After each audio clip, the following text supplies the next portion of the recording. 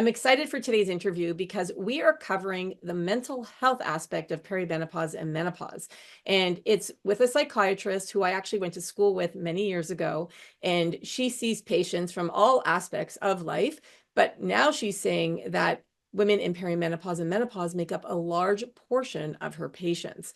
So we are going to talk about tips and tricks and talk about the difference between a psychiatrist and a psychologist, and then what you can do to help your mental health, specifically anxiety, stress, sleep, as well as depression as you go into this phase of life. But before I bring in my guests, I want to do a quick intro to who I am. My name is Andrea Donsky. I'm a nutritionist for 20 years, menopause educator, and published menopause researcher. I'm also the co-founder of wearemorphus.com, a company that helps to empower you to take control of your health and symptoms with nutrition, lifestyle, supplements, and research. Today, I'm speaking with Dr. Bev Young. She's the co-founder of Bria, a one-stop shop for women's mental health care. She's a psychiatrist with over 23 years of experience, specializing in women's mental health issues across the reproductive life cycle, including infertility, perinatal loss, pregnancy, postpartum, and perimenopause. Before co-founding Bria, Dr. Young developed and led two of the largest hospital-based perinatal psychiatry programs in Canada. She's been involved in community and academic education throughout her career and has trained many other reproductive psychiatrists. With her new virtual clinic, Bria, she hopes to provide access to mental health services to women across Canada. Now, here's Bev. Welcome to Menopause Reimagined, Bev. Thank you. It's so great to be here. Thank you so much for having me.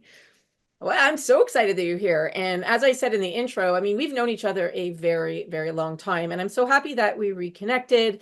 And I love the fact that you're a psychiatrist because I haven't really covered this on the podcast before, even though we have published research on mental health in perimenopause and menopause. So I thought you'd be like the absolute perfect person to come on here and to chat about how we can help women. What are you seeing for women, with women in this phase of life? So let me start there. As a psychiatrist who works with women, particularly, in all different age groups, but in perimenopause and menopause, what are you seeing? Like, what are patients coming into your office talking about? Well, it's interesting because just to back up a second, when we opened up Bria, we opened it up for women across reproductive life stages. So my history, as you said, was doing pregnancy and postpartum or perinatal mental health. I started at Women's College in Sinai. But now opening up with Bria, my partner and I decided we have to open it up to the fertility population, pregnancy, postpartum, and then perimenopause. And by far, our biggest population that we are seeing, because they're the most ignored, is the perimenopause population. So now they're finally getting help they need. They're looking for help. They're looking online. They're being more aware of symptoms, and they're not happy with the status quo. They want to get help. So from the psychiatric perspective, I would say that we are seeing women, I'll start with psychiatric symptoms. So we're really seeing a lot of people coming in complaining of anger and rage and irritability. That probably sets it off, because that not only bothers them, but it pisses other people off around them. So that's probably the number one reason we're seeing women. And sometimes it's just around my periods that I'm feeling angry and irritable. And sometimes I'm just like that all the time, or I just can't seem to control my mood. So that's number one. And then I would say the other thing is there's anxiety. And I think that we talk about depression a lot, but there's actually a lot more anxiety than depression. So we're seeing a lot of women coming in saying, oh my God, I'm having palpitations. I think I'm having panic attacks again. I haven't had this in years. I'm overwhelmed. There's so much going on in my life. I can't focus because I'm just so anxious all the time, and there's too much to do. And then there's, of course, the depression. And depression, I would say, is more, what am I doing with my life? What do I do with this life stage? I'm not happy with my career. I'm not so happy in my relationship. My kids are gone, so they're dealing with empty nest. So I would say from a psychiatric perspective, those are the three types of mood: anxiety, irritable, angry. Those types of emotions are the ones we're dealing with the most. as a psychiatrist, I mean, one of the things we hear about, and we, in part of our research was how our doctors, this was part of our doctor's visit survey, was how healthcare providers and doctors are treating women in this phase of life. And the number one way that doctors are that are treating them are prescribing antidepressants. So I'd love to hear what your thoughts are about that. Yeah, so I'd like to know why they're treating with antidepressants. I mean, for women who have hot flashes, it's not the number one choice for when we talk about prescriptions. If someone's just coming in with hot flashes or night sweats, I wouldn't think of giving them antidepressants per se. Um, I actually think that gives antidepressants kind of a bad name. I think when I use antidepressants, I use it for those who really need it and they really help. Let me clarify, first of all, what the word antidepressant means, because it's an umbrella term. And when we talk about antidepressants, we're not just talking about something to treat depression. Antidepressants also treat anxiety, often in higher doses. They treat anxiety. They can they can help with sleep. They can help with just external stressors, but not really. Like we're really giving it for those who have the symptoms of anxiety or depression. Um, and when it comes to vasomotor symptoms, for instance, sometimes they are used. But that's really for those who can't tolerate hormone replacement or menopause hormone therapy. We now call it MHT. So for those who can't tolerate MHT, sometimes some of the antidepressants are helpful. Sometimes antidepressants help with pain. Some of them are very good, especially there's the serotonergic ones and the noradrenergic ones, which are SNRIs. And those help more with pain issues. But they're certainly not a catch-all. They're not a cure-all. They're not, this panacea that's going to help everything. So it really, I don't like this idea that antidepressants are just given out willy-nilly. I think we really have to have, if not a diagnosis, at least a cluster of symptoms that we're trying to treat, and not, oh, you're not feeling well in general, I'm just going to give you this antidepressant. So I'm not really sure why they are given out so much, except maybe, especially in Canada, family doctors just don't have a lot of time with patients. And if a patient is coming in and having any type of anxiety or stress, oh, here's an antidepressant for you. So I think they're very, very helpful in many cases, and especially for what I do across reproductive life stages. And in particular, they're extremely helpful when women have that anger or anxiety or depressed mood around perimenopause, but it's certainly not a cure-all. And you know what? I think women want more. I think they don't want just a prescription, right? They don't. And that was a lot of the feedback that we got in our surveys was that, because we have a lot of open-ended questions in our stress and anxiety survey that was published, and it was in the journal Menopause in December, as you know. But one of the feedback that came back was, I don't want only, or either I don't want them or I don't want the only antidepressant. So you're 100% right. So what are some other ways that you will help women when you're seeing them as your patients? So one of the things I love to talk about is, as psychiatrists, we're always trained to look at the diagnosis and the management plan in a biopsychosocial format. And it's so helpful to look at it. And I think perimenopause is a true biopsychosocial issue. I don't even want to call it a disorder because, as we all know, women who live old enough who still have a uterus and their ovaries will go through menopause. So it is a biopsychosocial issue. So biologically, we're not just treating with antidepressants, and sometimes they do need it, and it's very, very helpful, especially for those who've been on it before. And we can talk about who's at highest risk for that. We can talk about that in a bit. But to go along with biology, what's their sleep like? Sleep, I always say sleep is the root of all evils. Sleep is so, so important. Are you sleeping?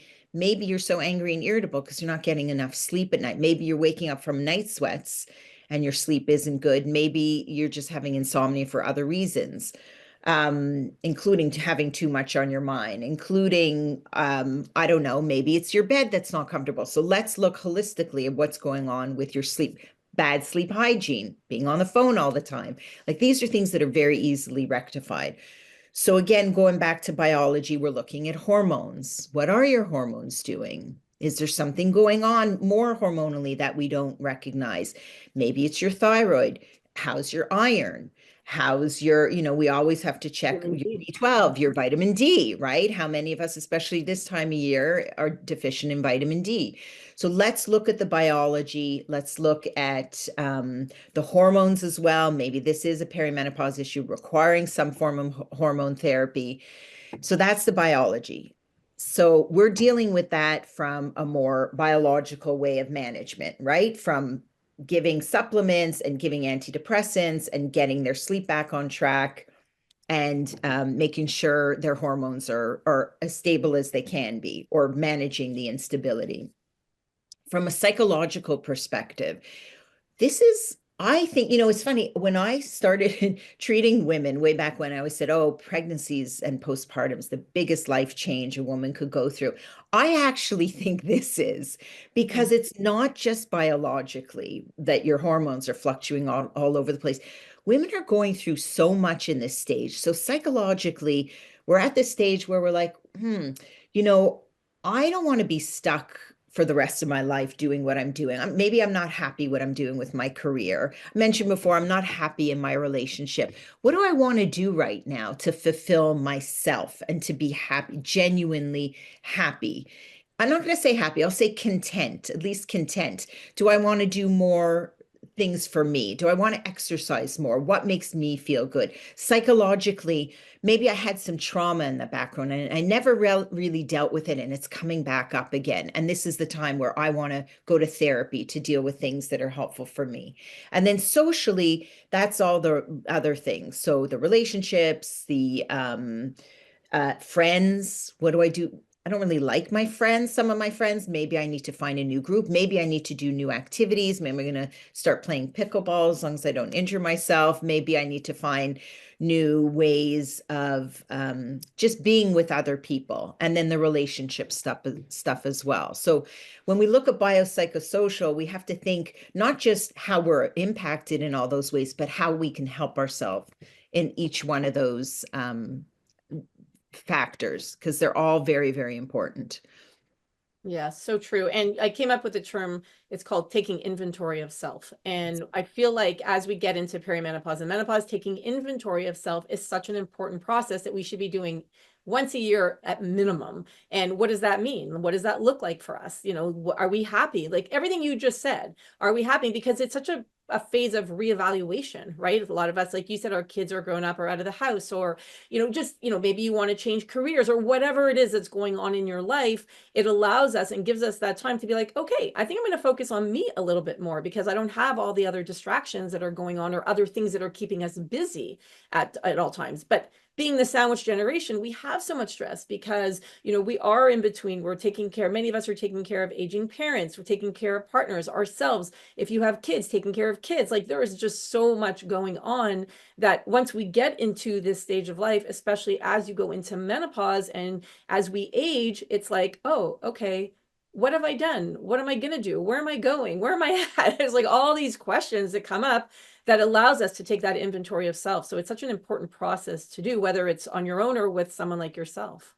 I love that term and I'm going to use it. I hope you don't mind. I'm going to Oh, steal please go it. ahead. Yeah, I go think ahead. it's I a love that. fantastic term, and I'm going to add to it doing an inventory of yourself, going along with what I said before, biologically, psychologically. So, like you mentioned, your identity, and then socially. Where am I at socially, and what changes do I want to make? So, I love that term. Fantastic. Oh, thank you. It came about because I was chatting with a friend one day and I was just at a point, this was years ago, and I was at a point where I felt like maybe I haven't done everything I've wanted to do or done a lot of it. And I was like, you know what? She was like, here, let me come up with some things that I think are so great about you. And then she kind of gave me a list and I did the same for her. And I'm like, oh, I'm going to call this taking inventory of self because that's what it felt like to me. Like I Right. need to kind of like kind of come back to it's like reminders, right? Of what our superpowers are. What are we great at? What are we not great at? Or whatever, all the things that we talked about. So Bev, you mentioned before, you talked about a little bit about supplements, you talked about lifestyle. Like, can you talk, like, is that your role as a psychiatrist to bring everything into, bring it up as a possible solution, as a way for women to cope with their mental health in this phase of life?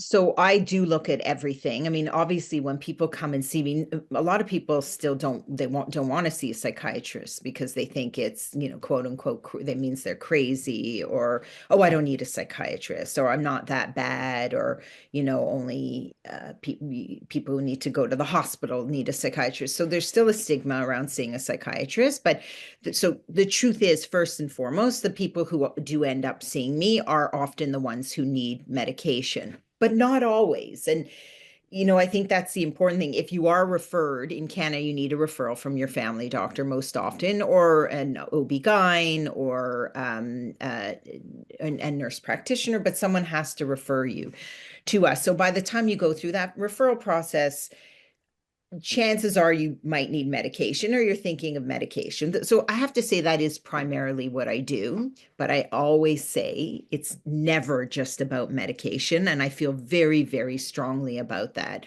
I mean, I think everyone needs therapy. I can spend the whole time talking about therapy because I think it's so, so I important. love therapy. I think it's great. So important. So important, right? Like, I mean, you talk about doing inventory. Well, that's a great way to do it too, to check in. It's a check-in with yourself and having someone there to sort of guide you through that process. So I always like therapy. I think it's really helpful in conjunction with medication when needed. Obviously, MHT is very helpful, especially for the physical symptoms. It's not a cure-all. Again, it doesn't help with everything, but it can help with many things, including the vasomotor symptoms and night sweats, and some of the genitourinary symptoms as well. But getting back to therapy, the interesting thing is it's very hard to find a therapist who specifically has training in menopause. So this is very interesting. There's a lot of training right now in pregnancy and postpartum. People will post, oh yeah, I'm a perinatal mental health specialist. So I treat pregnancy and postpartum anxiety and depression. No one advertised. Very rarely it's very hard to find a therapist who specializes in perimenopause. So much so that when we opened Bria, we were looking for therapists who specialize in menopause and understand. And it's not even going through it yourself. It's really just genuinely having an understanding of what women are going through and all the changes we talked about at this important phase of life. So we couldn't find anyone. So we actually developed our own teaching webinars. And we teach mental health providers how to become menopause specialists. So, wow. and you can become BRIA certified, and it's really fantastic. It's going on. We're starting. It's called the MMHPC, the Menopause Mental Health Provider Certification Program. And it's 4 weeks, and we really go into the physical, the mental health issues, the sex changes and genitourinary changes, and diet and exercise, and of course, sleep issues that can happen. I just think it's so important for all therapists to understand what a woman is going through during that life stage. Very hard to find a therapist. If you can, and ask about that. How many women have you treated through perimenopause transition? It's so important to try to find that expertise. So therapy is very, very important. And I always look at other things too. I'm going to ask them about their diet and their exercise, and of course their sleep. I spend a lot of time talking about sleep. Again, it's so, so, so important. So important. Even just sleep hygiene. Like, what are you doing when you're waking up in the middle of the night? Oh, I go on my phone and scroll. Well, your phone should be plugged in a different room. And they say, well, then, how do I use an alarm? I like, go buy an old-fashioned alarm, right? Like we used to use your kids. You have an old-fashioned alarm that you plug in and it beeps, or the radio comes on. No one needs their phone in the middle of the night. So I do a lot of what we call psychoeducation. I typically don't do a lot of typical therapy type Like we have therapists who will work alongside us, but I always will ask about their, in particular, their sleep, their lifestyle, diet, exercise. Are you getting out? Some even things like, do you get, Sunlight. are you getting outside? Are you getting sun? It's winter now. You got to get out. Are you opening up your windows and getting the light in the morning? Are you getting exercise? How about, are you getting time to yourself? Do you know how many women I see and they say, no, I just have no time to. I'm like, Oh, okay, let's 100. go through your day. Let's actually figure out when you can get time to yourself. Why isn't that happening? So, there's so much more to psychiatry than medication. I sort of look at everything the I look at everyone individually because I think everyone is an individual and has their own issues and concerns to deal with. But I also look at everyone in terms of what their needs are from the biopsychosocial perspective and not just with medication. So what is the difference between a psychiatrist, a psychologist? Like, Great question. Everyone, actually, we should have started with that because that's a great question. People probably don't understand what it is that I do in my background. So psychiatrists are medical doctors. So I went through medical school and did residency training, which was 5 years in psychiatry, and then I subspecialized. I'm actually trained as a child and adolescent psychiatrist and realized that's not what I want to do. So I trained in women's mental health, specifically reproductive life stages. So we do a lot of training. Because we're physicians, we can prescribe. And that's the biggest difference, I would say, between, for instance, a psychiatrist and a psychologist. Psychologists are those who either have a master's in psychology or more often a PhD in psychologist. So they're also doctors, but not medical doctors. But they've had a lot of training, mostly in research or in clinical aspects of psychology. And they do different types of therapy. So often psychologists are doing cognitive behavioral therapy or other forms of therapy. But psychologists in general are usually PhDs, so very highly trained, but they cannot prescribe medication. And then other people can call themselves psychotherapists. For instance, if they have, you can be a registered psychotherapist if you go through certain licensing and education, usually involves a master's, some sort of master's in counseling or psychotherapy. And then in Canada, we also have a lot of social workers who have a master's of social work who aren't just working in the hospitals helping the inpatients, but they also do outpatient work or they do therapy in private practice. So, for instance, at BRIA, most of our therapists are social workers. And because we find that they're very well trained, and we also prefer to take people who have experience, especially in the different reproductive life stages. yeah. So, it used to be that anyone could call themselves a psychotherapist. Now there are certain licensing programs you have to abide by, but psychiatrists are the only ones who can prescribe medications. I know, is a psychiatrist covered by like insurance or? Yeah, great question. So, in Canada, psychiatrists are the only ones that are covered by OHIP, by Medicare. It's OHIP is in Ontario. That's our Medicare system, and otherwise, none of the other ones are, unfortunately. And I think that's a big problem because Yeah.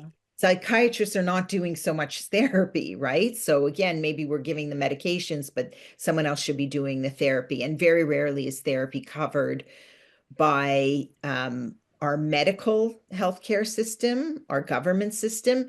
That being said, they're often covered by insurance programs. So if anyone has private insurance or a healthcare spending account, then that could be used towards therapy, depending on what your coverage includes. Mm. One of the stats I remember, I heard a stat about women as they go into menopause and I guess in their, their 50s, 60s, that the rate of divorce is Oh, extremely. I'd love to just kind of yeah. talk about that a little bit. You know, I've heard this before. Actually, I was giving a talk to a group of women in the community the other day, and she said that when she went through menopause, she was so rageful, and she thinks that's what sort of quote unquote caused the divorce. I think there's a lot more than just the mental health stuff going on. I mean, it's all mental health, but I'm saying I don't think it's necessarily just depression or anxiety or even anger. I think it's the life stage. From what I'm seeing, actually, it's once the kids leave. So I'm seeing, Mm. I think that couples in general, they hold it together where whether they think they're doing it for the kids or they just don't want to make that change. And then the kids leave often for university, if that's the time that they're going away. And it's like, oh, I'm left with my partner. Can't really define myself solely as a mom anymore. I have my work, but I'm not sure I want to be in this relationship. It's almost like we've lost each other along the way. So I often don't see this so much as a menopause per se issue. I look at it more as a midlife issue because of all those changes going on. I don't like blaming divorce on menopause, right? I think Yeah. sure, a lot of women are going through menopause when they get divorced, but there are other reasons for it. So We also, going back, I'm going to say when I see people who are not happy in their relationships, don't wait to deal with it. And that's when, when I said before, it's so important. How are you getting that time alone? I'm going to say, when are you getting time alone with your partner? Are you going on dates? Are you going traveling? Is everything about the kids. And I see this a lot with the people with younger kids. Everything is about the kids. And I'm like, no, you still need to be with a partner. And not only that, it's in your kids' best interest that you and your partner love each other and show that you love each other. It's a wonderful thing for the kids to see. And you have to maintain that relationship because when the kids leave, you're alone with your partner. What happens then? yeah. So I don't like the idea of blaming. Sure, there are a lot of women who are going through difficult times during the perimenopause, and it might add to their relationship stressors. But I think it's such a fascinating time of life. And I think that I love the idea that we're talking about it now. And I love when like the millennials are listening to podcasts and going to the menopause shows and learning about menopause because they want to be aware and they want to be prepared. And I'm going to Mm. say the same thing about relationships. It's really important to be prepared for that time when the kids leave. What are you left with? When it's just the two of you, what's that going to be like? And it's such an important thing to maintain. And I believe again I believe in couples therapy. We talked about individual therapy. I think couples therapy is super important. But I totally agree with you. I think it's a time of life when there are more divorces, but is it a time when we can, I don't know, either prevent it from happening, or maybe it's, on the other hand, a good thing that women are realizing this relationship isn't good for me. I want more for myself. Like you were saying before, what is my identity? What can I do that makes me happy? And maybe it's not the relationship. So lots of different factors going on here. I was just going to say it's so multifactorial. I mean, then you also have, so I've heard from women who said that and I'm going to use this term very lightly, but that they chased their husband away because of their mood swings and their rage and their anger, and they were so mean to their partner. And then at the other end, it's like, okay, I'm coming into my own. I feel amazing, and this no longer works for me. So I think, like, there's so many different reasons, and one of the reasons that we hear a lot is women will say sexually, their sexual health has changed. Their vaginas are dry. They just Mhm. don't feel like their libido's down. We have a libido survey that we haven't published yet, but I'm hoping to publish it this year. Is, in terms of, one woman was saying that, or many women have said that their vaginas are dead and they just don't want to go that route. So I've done several podcasts on inter and outer course. What are other ways that we can do to help revive their sexual health? But I would assume that comes up a lot with your patients as It's well. huge. It's huge. And actually of interest to me is because I see women throughout their reproductive life spectrum is I see this postpartum, right? Mm. Because again, it's all about the baby and often they're breastfeeding and they don't have the desire and they just want their bodies to themselves. And then I see it now in perimenopause again. And with perimenopause, there are some physical things that can be helped. So dry vagina. I mean, who the hell wants to have sex when it feels like you're being stabbed, So Yeah. right? It's awful. So, but there are lots of medications, lubricants that can help with that. But when we're looking at libido, also multifactorial, libido itself, right? Why are they not interested? Well, maybe is it because you're just not interested in your partner? Is it actually a low libido from hormones, from going through perimenopause, from having genitourinary issues? Is it that I don't feel good about myself? I'm not happy with myself right now. I've gained weight. I'm not eating well. I'm not happy with my career. I feel like, um, I'm a lot of women are working at home now. I'm sitting on my ass all day. I'm not happy with where I'm at, and I don't feel like a sexual person.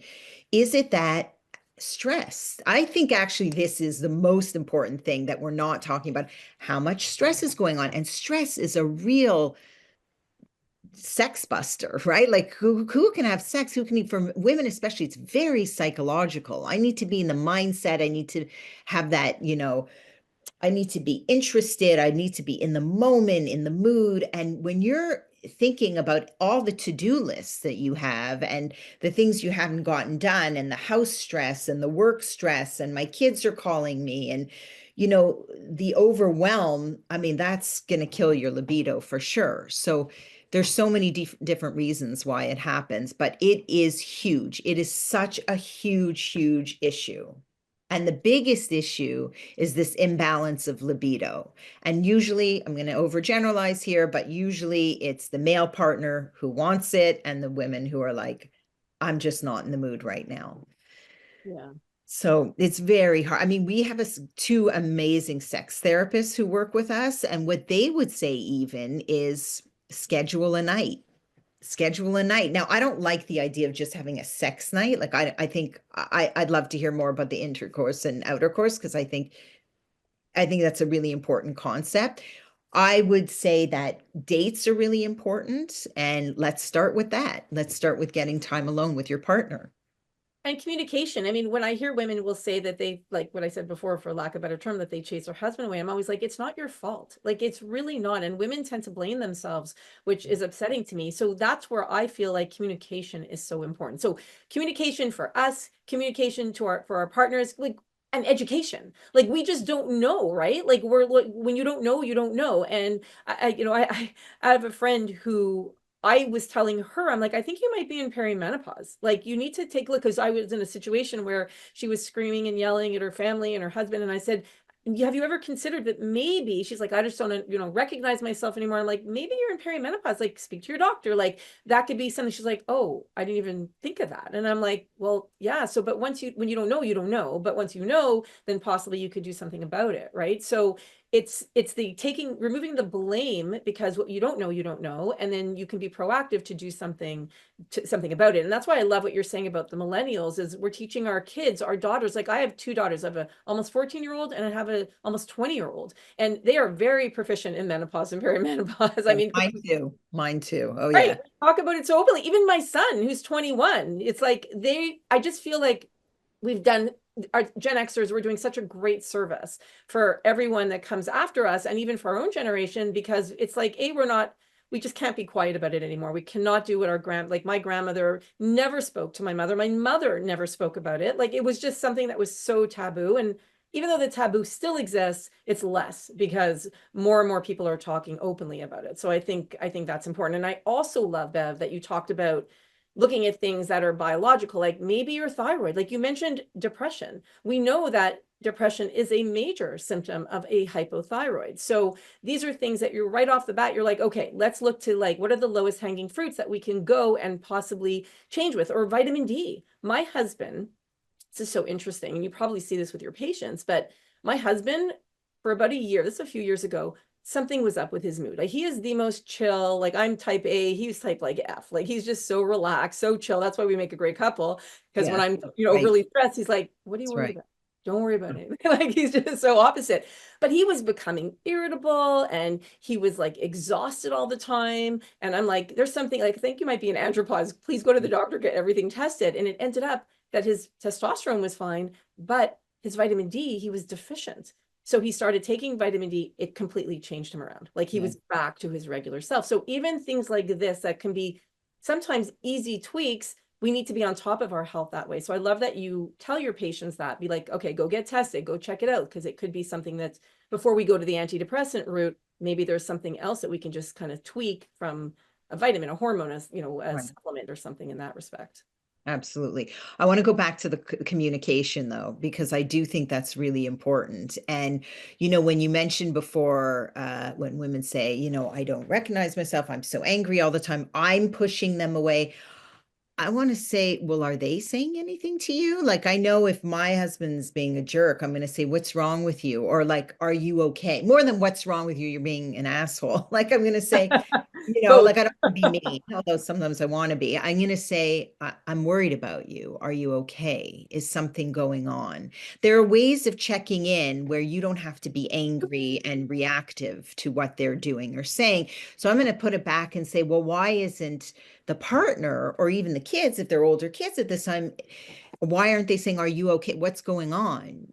Are you okay? I'm worried about you. It's such a great way for then the woman to say, oh, wait a second, maybe I'm not okay. Maybe this isn't me. Maybe, thank you for reaching out to me. Because a lot of partners in particular will sweep it under the rug. And this comes back to libido as well and sex. And they won't go near their wives or their partners or their girlfriends because they're afraid to. And then it sets up this horrible dynamic. So even if you don't have the libido and you're not feeling very sexual, talk about it. Say, this isn't about you. I'm going through something. Let's try by reconnecting, by going out or going to a movie or show or doing something we used to enjoy doing, or cook me a dinner, or let's get a babysitter and do something fun outside the home, or, talk about it, communicate. It's so important. If I'm not myself, tell me I'm not myself. I want to hear from you. Don't be okay with the status quo because then nothing gets fixed. Oh. And that's it. Communication is so important. So don't, right, don't brush it under the rug, say Right. something, and then come from the eye. I love that vocabulary. So can you just repeat? Because I think vocabulary is such an important thing. So for many of us, when we're in the moment and we're kind of like, we have all these really intense feelings that are going on, we can't always find the words. So, what you were saying before, you're like, how can I help you? Like, can you give us a few other sentences or things that we could say, the vocabulary that when we come to our partners or our friends or our parents or our kids, whatever it is, that we can use in the moment and just kind of like self-reflect to be like, okay, this is, yeah, and now I have a new way of communicating. Yeah, I think it's important to first always say, I love you. Can I give you a hug? Like, I know it's so hard to do that, especially when someone's angry and yelling at you, to just say, I love you. I'm here for you. I know you're going through something. I want to help you. Are you okay? I think that's such a great way. Number one, to sort of acknowledge and to say, like, are you okay? I see you're not yourself. I'm concerned. I miss you. What a strong word that is, right? I miss you.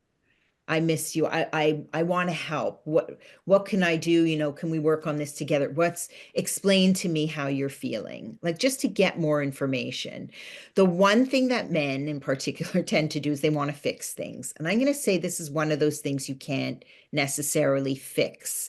So, oh, you're not feeling well, go for a walk, or you should take the kids out, or well, I'll go out and you can have the house to yourself and you can be alone. Don't tell her what to do and how to do it.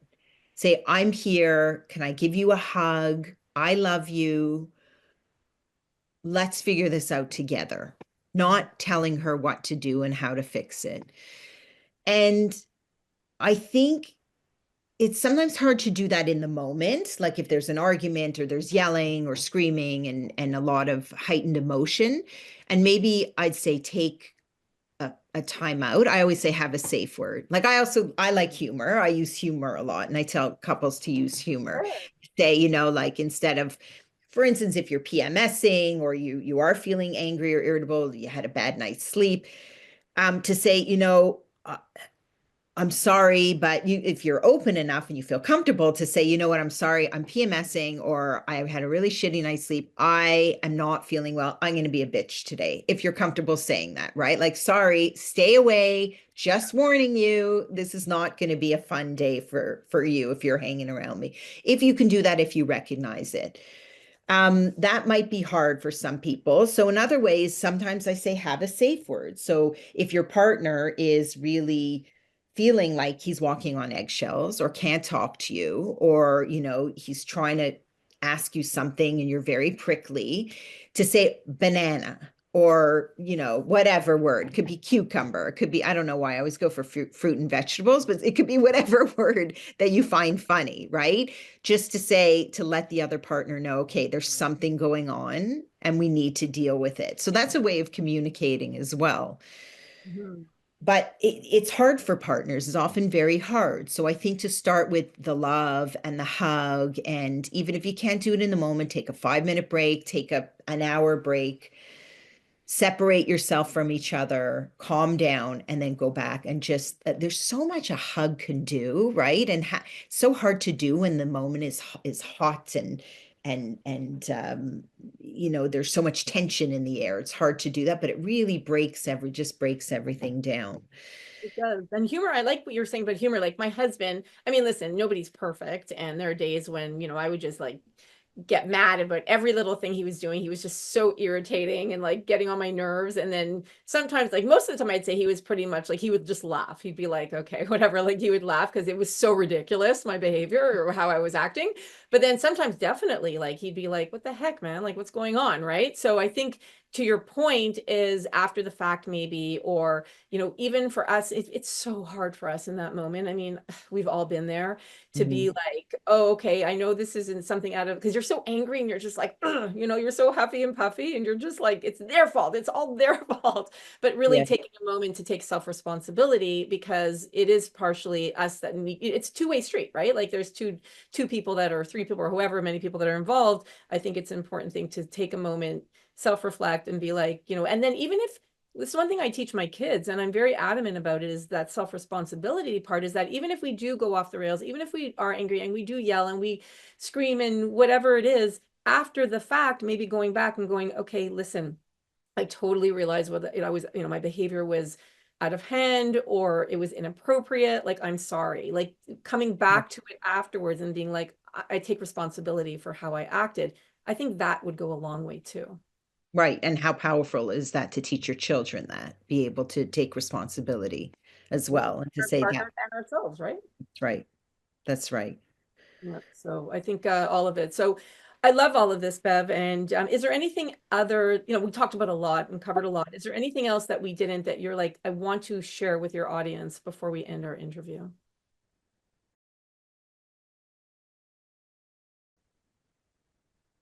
I think that it's really important to not look at this life stage as something terrible or pathological. One of the things I was going to say before is try not to pathologize.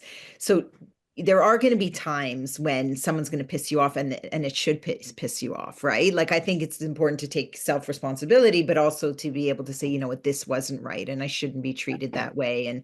Or I'm feeling stressed because I have a lot on my plate, and that's very normal. And I don't like to look at perimenopause or the menopause transition as a time to pathologize. And I think we focus on too many, all the symptoms that are going on, all these horrible things with our hair and our skin and our vagina and our weight gain and, the hot flashes. And it's so difficult and it's such a terrible time of life. And so many women are leaving their careers or their professions because they feel like they can't keep up. And I really like to turn it around, and I always like to end on a positive note because I think this honestly could be the greatest time in a woman's life. I Right. think it's a time where hopefully you don't put up with bullshit anymore, right? Like I'm not a teenager. I know what I want. I know what I'm good at. I know what I'm not good at. I'm not going to put up with bullshit. I'm going to do what's good for me. And I'm going to make changes in my life, and I can make changes in my life. First of all, I have the time to do it because my kids are not at home anymore, or they're grown up and they're more independent. Um, if I'm not happy in my career, I'm going to make changes. I just did make a change. I went from a public healthcare system to owning my own private practice, and business, which has been incredible and life-changing. I did this in my 50s, and what a wonderful time to be able to do it. I think that it's a time where you can redefine yourself. You can try new experiences. I mean, hopefully at this stage, some women have enough or more financial security to do more, to go travel or to do activities that they really want to do. I think that if we're not happy with something, we can change it. And it's not like we don't have enough time to make the changes. And like we still have a lot of things to look forward to. This is not the end of life. And I think sometimes menopause is viewed as the end of life. Okay, you can't reproduce anymore, so your worth or your value is diminished. I think we have so much more to offer at this stage.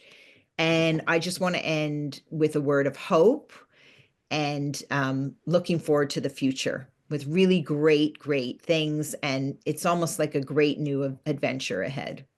I love that. And I couldn't agree more. It's like a rebirth. And I always say that this time in our lives, for me, is so empowering. And every stage has its incredible benefits.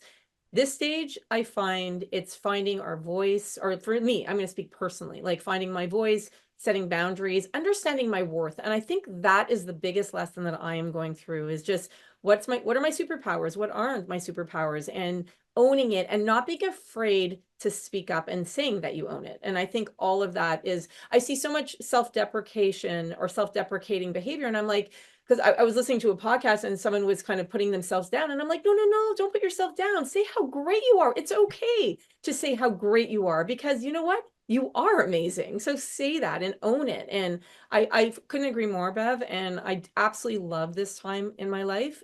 Just from that point of view and understanding my worth has been a really big one for me. So I appreciate you coming on. I appreciate you sharing all of your expertise and knowledge. How could people find out more about Bria? Can you offer, I know you're based in Toronto, Canada, but do you offer online consultations? Can people elsewhere in the world, like in the US, we have a big US listenership, in Australia, other parts of the world, can they get in touch with you as well?